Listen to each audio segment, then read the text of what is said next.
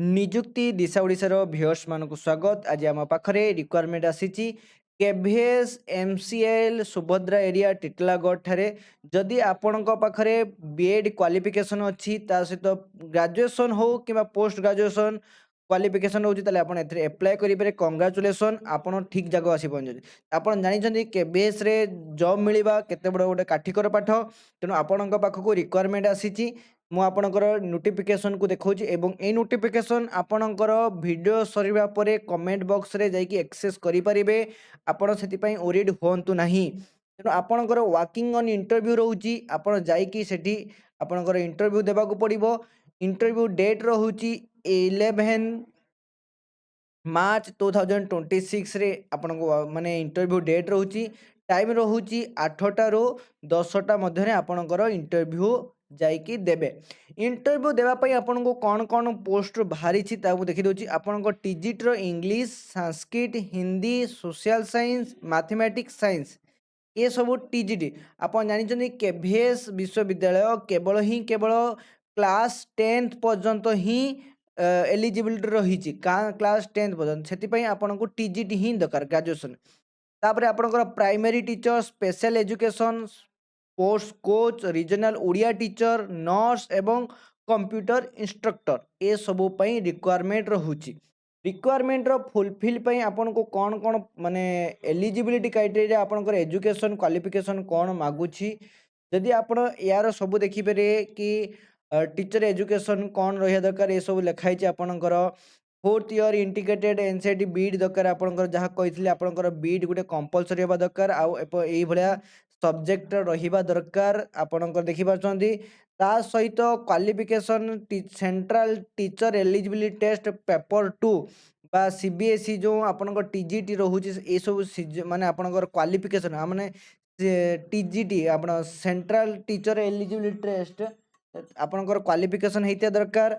आउ जदि आपण कंप्यूटर करछथि तले आपनकर नॉलेज थिबा दरकार। टीजीटी पोस्ट पई ए सबु बाहरी छि, तेणु ए सबु आपण पके पारिबे। आपण देखि आपण एक्सेस करी पके पारे। आपण पकेबे कि तळे सभा तळकु जिबे, सभा माने लास्ट को जिबे, सभा तळे सबु लिखाई छि। ए देखो सभा तळे लिखाई छि बायोडाटा एवं एथरे बायोडाटा लिखाई छि एवं रजिस्ट्रेशन फॉर्म। जदि आपण ए रजिस्ट्रेशन फॉर्म रे क्लिक करे तार भी लिंक मु आपनको दे देबी। रजिस्ट्रेशन फॉर्म रे आपण क्लिक करिवे एभलिया आपनको पाखरे पहुँचबो, जो थरे आपणकर तले दिया जाइथिबा पूरा डिटेल्स को आपण फिलअप करिवे। ईमेल आईडी एठी आपण क्लिक करिवे। आपणकर ईमेल आईडी को आपण एठी टाइपिंग करिवे।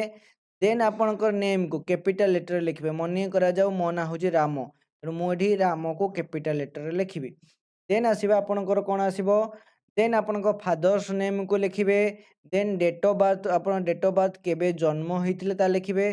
क्यों कैटेगोरी आछि एठी जदि आपण क्लिक करिवे कैटेगोरी तले आपणकर कैटेगोरी आसी जिवो एससी एसटी ओबीसी। देन आसिला आपणकर परमानेंट माने प्रेजेंट एड्रेस क्यों एड्रेस रे आपण प्रेजेंट रहउछनी आपणकर निजर ठिकाना को लिखिबे। परमानेंट एड्रेस भी लिखिबे। आपणकर मोबाइल नंबर क्यों मोबाइल नंबर जो मोबाइल नंबर आपणकर एक्जिस्ट अछि आपणकर नंबर गुटे आपणकर गार्डियन को नंबर गुटे दीटा नंबर आपण देई देबे। देन आसीबा आपणकर क्यों पोस्ट पई आपण अप्लाई करिबा। सब पोस्ट रे या लिखाई छि क्यों पोस्ट रे कोन सब मिलिबो।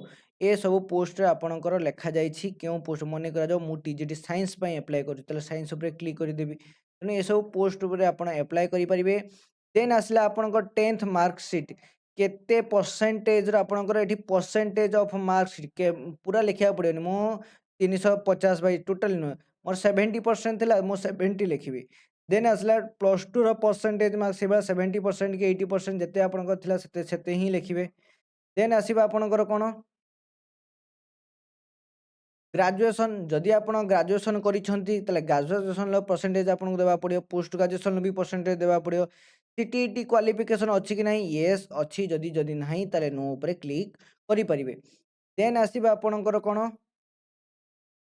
हां ट्रेनिंग क्वालिफिकेशन माने टीचर ट्रेनिंग क्वालिफिकेशन। आपणकर टीचर ट्रेनिंग क्वालिफिकेशन को आपण भी एठी यस करिया पड़िबो। जदि अछि तले नो करिया पड़िबो। तले देखि सरपला परे आपण एठी सबमिट बटन देखिबा अछि। सबमिट बटन रे आपण कोन करबे ना सबमिट की क्लिक कर देबे। ଏହା ଥିଲା ଆଜିକାର ଇଏ କଥା।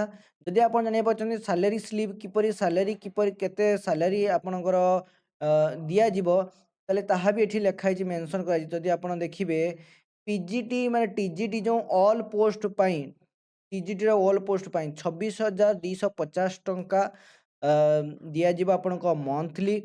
ପିଆରଟି ଟିଚର ପାଇଁ ଆପଣଙ୍କର 21,250 ଟଙ୍କା। गेम और स्पोर्ट्स कोच ପାଇଁ ଓଡ଼ିଆ ଆଉ ସ୍ପେଶାଲ ଏଜୁକେସନ୍ କମ୍ପ୍ୟୁଟର ଇନଷ୍ଟ୍ରକ୍ଟର ପାଇଁ ସମସ୍ତଙ୍କର ସାଲାରୀ ସ୍ଲିପ୍ ସେମ୍ ଅଛି, କିନ୍ତୁ ନର୍ସ ପାଇଁ ଆପଣଙ୍କର 750 ପର୍ ଡେ ଅନୁସାରେ ଆପଣଙ୍କର 7 ଘଣ୍ଟା ଡ୍ୟୁଟି ରହିବ, ଯେଉଁଥିରେ ଆପଣ 750 ରୁପିଜ୍ ଆପଣ ପାଇପାରିବେ। ତେଣୁ ଏହା ଥିଲା ଆଜିକାର ଏ କଥା।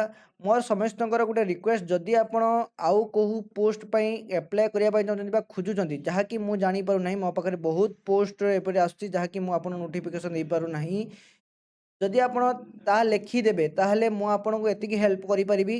ଆପଣଙ୍କର କମେଣ୍ଟ ବକ୍ସରେ ସମସ୍ତେ ଏତିକି ରିକ୍ୱେଷ୍ଟ, କମେଣ୍ଟ ବକ୍ସରେ ସମସ୍ତେ ଯିବେ, ମନେ କରାଯାଉ ମୁଁ ହେଉଛି ଗ୍ରାଜୁଏସନ୍ କମ୍ପ୍ଲିଟ୍ କରିଛି କିମ୍ବା ମୋର କୌଣସି ଏଲିଜିବଲ୍ ନାହିଁ କିମ୍ବା ମୁଁ କୌଣସି ଏମିତି ଜବ୍ ଖୋଜିବା ପାଇଁ ଚାହୁଁଛି ଯାହାକି ଟିଚିଂ ଲାଇନ୍ର ନନ୍ ପ୍ରଫେସନାଲ୍ ଟିଚିଂ, ଯେଭଳିଆ ଆପଣଙ୍କର କୌଣସି କଲେଜର ୱାର୍ଡେନ୍ ପୋଷ୍ଟ ହେଉ କିମ୍ବା କୌଣସି କଲେଜର ନନ୍ ଟିଚିଂ ପୋଷ୍ଟ ହେଉ, ତାହା ଆପଣ ଲେଖିଦେଲେ କମେଣ୍ଟ ବକ୍ସରେ ଦେଲେ ମୁଁ ସେଇଭଳିଆ ପୋଷ୍ଟ ବି ମୁଁ ଆପଣଙ୍କୁ ଏବେ କେବଳ ମୁଁ ଆପଣଙ୍କୁ କମେଣ୍ଟ ବକ୍ସରେ ଆପଣଙ୍କର ନମ୍ବର ଜବ୍ ଲେଖିଦେବେ, କେଉଁ ଜବ୍ ପାଇଁ ଆପଣ ଖୋଜୁଛନ୍ତି। ଆପଣଙ୍କ ପାଖରେ ଜବ୍ ଯଦି ଅଛି ଭଲ କଥା, ଯଦି ଜବ୍ ନାହିଁ କିମ୍ବା ଆପଣ ଯଦି ଫ୍ରେସର୍ ଅଛନ୍ତି ତାହେଲେ ଆପଣ ଲେଖିଦେବେ ଫ୍ରେସର୍ ସହିତ ଆପଣଙ୍କର କ'ଣ ଆପଣ କ୍ୱାଲିଫିକେସନ୍ କରିଛନ୍ତି, କ୍ୱାଲିଫିକେସନ୍ ତାହେଲେ ଯାହାଫଳରେ ମୋତେ ଆପଣଙ୍କୁ ଜବ୍ ଦେବା ପାଇଁ ଇଜି ହେଇଯିବ।